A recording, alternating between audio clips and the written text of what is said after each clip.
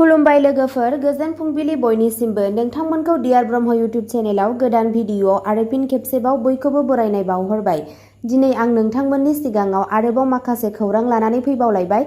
आसा खालामो नोंथांमोनहा खौरांखौ नायनानै मोजां मोनगोन। दिनैनि गिबि खौराङावनो दङ बिटिसि खुंथायनि नाजानायाव चिरांनि टुक्राझाराव हादोरारि हेन्डलुम सान फालिदों।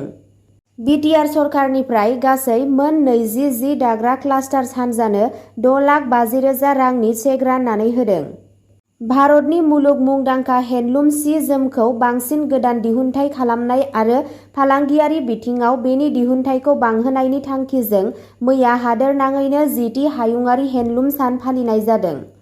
बेजों लोब्बा लाखिनानै बिटिसि खुंथायनि हेन्डलुम आरो टेक्सटाइल बिफाननि नाजानायाव सानसेनि हाबाफारिजों मैया चिरां जिल्लानि भारत-भुटान सिमायाव थानाय टुक्राझाराव 10थि हायुङारि हेन्डलुम सान फालिनाय जादोंमोन। हादोरारि हेन्डलुम डे हाबाफारिखौ बिटिसिनि हेन्डलुम एन्ड टेक्सटाइल बिफाननि मावफुं सोद्रोमा धनन्जय बसुमतारिया BTR ओनसोलनि गासै 4 जिल्लानि 800निबो बांसिन सि दाग्राफोर आरो आखाइ इसान दारिमिनजों सोमोन्दो थानाय सुबुंफोरनि नुजाथिनायाव आलारि बाथि सावनानै बेखेवना होयो। हाग्रा बिफाननि मावफुं सोद्रोमा रनजित बसुमतारी, दावबायसा बर', गेलेमु आरो लाइमोन अनसाय आरो सेरिकालचार बिफाननि मावफुं सोद्रोमाफोरखौ बाहागो लानायखौ नुनो मोन्दोंमोन। मावफुं सोद्रोमा रनजित बसुमतारी, दावबायसा बर' आरो राकेश ब्रह्मआ BTRनि ओनसोलाव हेन्डलुम एन्ड टेक्सटाइलनि जौगानाय आरो इयुननि सायाव बिबुंथि लाखियो। खौरां बिजोंनिफ्राय मिथिनो मोननाय बायदियैब्ला बे हायुङारि हेन्डलुम डे हाबाफारियाव BTR ओनसोलनि सि दाग्राफोरनि मोन 20 क्लास्टारनो बिटिसि खुंथायनिफ्राय साफ्रोमनोबो 6,50,000 राङारि अनसुंथाइ होदों होनना खौराङाव मिथिनो मोननाय जादों। नैथि खौराङाव दङ आसामनि गिबि मन्थ्रि हिमन्त बिश्व शर्माया बकाखातआव 56 कौटि रांनि हेन्डलुम सेन्टार फोसावदों। आसामाव हेन्डलुम दारिमिनखौ जौगाहोनो थाखाय गिबि मन्थ्रि हिमन्त बिश्व शर्मा बिथाङा मैया बकाखातआव हादोरनाङैनो 10थि हायुङारि हेन्डलुम सान फालिनाय हाबाफारियाव 56 कौटि रांनि हेन्डलुम सेन्टार गायसननो फोसावो। बे मिरुनि थांखिया सि दाग्राफोरनो गावसोरनि दिहुनजानाय बेसादफोरखौ दिन्थिनो आरो फाननो थाखाय मोनसे जौसां होनाय, जाय रायजोनि धोनि आखाइ इसान उन मोनथायखौ जौगाहोनाय। बे हाबाफारिया ओनसोलनि रोजा रोजा सि दाग्राफोर आरो आरिमुगिरिफोरनो मुलाम्फा होगोन होनना मिजिंथिनाय जादों। थामथि खौराङाव दङ उदालगुरियाव भेक्टरजों सोमजिनाय बेरामफोरखौ होबथानो थाखाय नायबिजिरनाय मेल खुंदों। जिल्लायाव भेक्टरजों सोमजिनाय बेरामनि गोसारनायखौ फोजोबनो थाखाय मैया अदालगुरिनि DC मावख'आव मोनसे गोजौ थाखोनि नायबिजिरनाय मेल खुंनाय जायो। बे जथुमाव मेलेरिया, जापानिज एन्सेफेलाइटिस बायदि बेरामफोरनि थाथाय आरो बेफोरनि गोसारनायखौ होबथानायनि राहाफोरनि सायाव नोजोर होनाय जादोंमोन।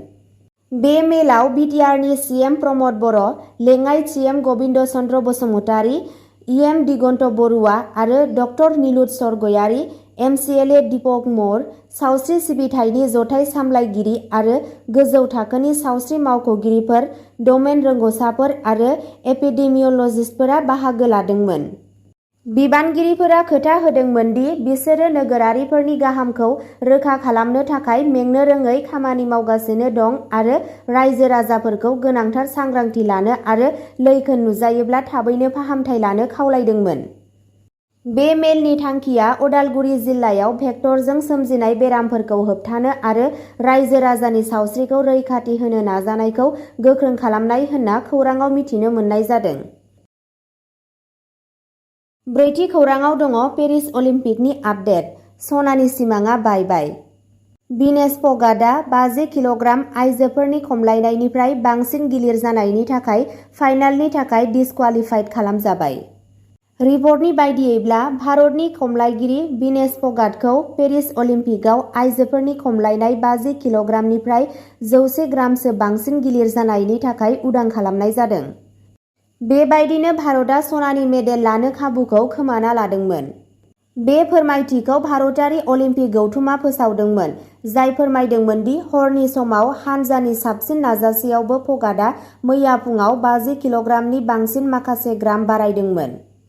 मख'नो गोनांदि विनेश फगाटआ 6 आगस्टखालि अलिम्पिक खमलायनाय आयदानि फाइनालाव सौहैनो हानाय गिबिसिन भारतारि आइजो जानो हादोंमोन। फगाटआ किउबानि लपेज गुजमेनखौ फेजेननानै पेरिस 2024 मायथाइनि अलिम्पिकआव आइजोफोरनि 50 किल'ग्राम फाइनालाव गावनि जायगाखौ रैखा खालामदोंमोन। बाथि खौराङाव दङ नेपालनि अख्राङाव फिन दुखुनांथाव जाथाय, हेलिकप्टार जाब्रबथायाव साबा सुबुंनि जिउ खहा। काठमान्डुनि सा-सोनाब हाजोफोराव मोनसे गिख्रंथाव हेलिकप्टार जाब्रबथायाव 4 चीननि दावबायारिफोरजों लोगोसे साबा सुबुंनि जिउ खहा जायो। नेपालाव थानाय एयार राजफोलेरनि हेलिकप्टार GU-NAZD-आ त्रिभुवन गेजेर हायुंआरि बिरखं गाथोननिफ्राय बिरनायनि 3 मिनिटनि उनावनो टावारजों सोमोन्दो खोमादोंमोन आरो नुवाक'टनि शिवपुरी गामियारि नोगोर खुंथायाव गोग्लैदोंमोन। थैनायफोरनि गेजेराव 2 हौवाफोर, सासे आइजो, पाइलट अरुण मोल्ला आरो सासे सिनाय मोनै सुबुं दं, जायनि गोथै सह'खौ सिनायनो हायाखैमोन। हेलिकप्टारआ काठमान्डुनिफ्राय रसुआ फारसे थांगासिनो दंमोन जेब्ला बेयो जाब्रबथायाव गोग्लैयो। सरकारा खहा जानांनाय नखरफोरनिसिम दुखु फोरमायदों आरो जाथायनि सायाव मोजाङै नायबिजिरनो खोथा होदों। 6थि खौराङाव दङ नबेल देरहागिरिनि दैदेननायाव बांलादेशनि गेजेरारि सरकारा दिनै समायखिरा लागोन। बांलादेशआ गोदान मुगाखौ बरायदों मानोना नबेल बान्था मोनगिरि मुहम्मद युनुसआ गेजेरारि सोरखारखौ दैदेनसिगोन। हादोरनि रौनिया गाहाय जेनेरेल वाकार-उज-जामानआ मैया बुंदोंमोन दि बांलादेशआव नबेल बान्था मोनगिरि मुहम्मद युनुसनि दैदेननायाव गेजेर सरकारा दिनै समायखिरा लागोन। जेनेरेल वाकारआ खौरां बुथुमगिरिफोरनो बुंदोंमोन दि गेजेरारि सोरखारा मोनाबिलिनि 8 रिंगायाव समायखिरा लानो हागौ। मोनसे जारिमिनारि जौगाखांनायाव गाहाय मन्थ्रि शेख हासिनानि बिबान एंगारनायनि उनाव बांलादेशआव मोनसे गेजेरारि सोरखारखौ दैदेननो थाखाय नबेल बान्था मोनगिरि मुहम्मद युनुसखौ थिसननाय जादों। हादोरगिरि रौनिया गाहायफोर आरो फरायसा दैदेनगिरिफोरखौ लाफानानै मोनसे सावरायनायनि उनाव बुधबाराव हादोरगिरिया बे फोसावनायखौ खालामदोंमोन होनना खौराङाव मिथिनो मोननाय जादों। 7थि खौराङाव दङ आसामआ गाव खुंथाइ गौथुमाव 113 टिवा गामिफोरखौ दाजाबदेरदों। मंगलबाराव मोनसे मावख'आरि फोसावथायनि बायदिब्ला आसाम सरकारा टिवा गाव खुंथाइ गौथुमाव 113 आरोबाव टिवा थाग्रा गामिफोरखौ सोफादेरदों, जायजों गासै गं 263 गामिफोर जादों। गोदानै हाबजानाय गामिफोरा मरिगाव जिल्लानिफ्राय गं 30, नगाव जिल्लानिफ्राय गं 52, हजाइ जिल्लानिफ्राय 3 आरो धेमाजि जिल्लानिफ्राय गं 28। गेजेर आसामाव गावनि धोनि हारिमुआरि उनमोनथायनि थाखाय मिथिजानाय टिवा हारिया गोबाव समनिफ्रायनो बे गामिफोरखौ गाव खुंथाइ गौथुमाव सोफादेरनो दाबि खालामगासिनो दंमोन होनना खौराङाव मिथिनो मोननाय जादों। 8थि खौराङाव दङ ढकुवाखानायाव सनारिनि न'आव गोबां बिबांनि रां आरो गहेनाफोर मोन्दों। ढकुवाखाना सहराव सासे सना गहेना फालांगिरिजों सोमोन्दो थानाय सासे सुबुंनि न'निफ्राय गोबां बिबांनि नोगोद रां आरो सनानि गहेनाफोर बोखांनो हादों। ढकुवाखाना पुलिसनि सिग्रोमनायाव सम्पथिखौ बोखांनाय जादोंमोन। जाथायनि गुवारै फोरमायनाय बायदिब्ला ढकुवाखाना सदर पुलिस थानानि लेङाइ नायदिंगिरि गौरब भुमिजनि मोनसे स्रोद सुलुंनि बिथायाव ढकुवाखाना सहरनि बालिगामि ओनसोलाव भारा थाग्रा बिनय सूत्रधरनि न'आव सिग्रोमदोंमोन। सिग्रोमनाय समाव नोगोद 16 लाख रां आरो बेसेन गोसा सनानि गहेनाफोर बोखांनो हादोंमोन। पुलिसआ रां फाननाय आरो जमा खालामनायाव लोब्बा थानायनि सन्देहआव रां आरो गहेनाफोरखौ जब्द खालामो। खौरां मोननाय बायदिब्ला पुलिसआ बै सुबुंखौ सोंनाय फिननायनि थाखाय पुलिसनि आवथायाव लाबाय। 9थि खौराङाव दङ गुवाहाटी पुलिसआ आसामनि कामरुप जिल्लानि सिङाव थानाय खेत्रीनि गंसे थानसालियाव सिखाव खावनायजों लोब्बा थानाय 3 सुबुंखौ खादों। हमजानाय सन्देह गोनांफोर देबजित दे, मनज रहंग आरो दिबनकर हलयनि सायाव खेत्रीनि कामाख्या थानसालिनि बुफायनाय आरो 6 किल'ग्रामसो लिरथायनि फिथलाइनि बेल खावनायनि दाय दं।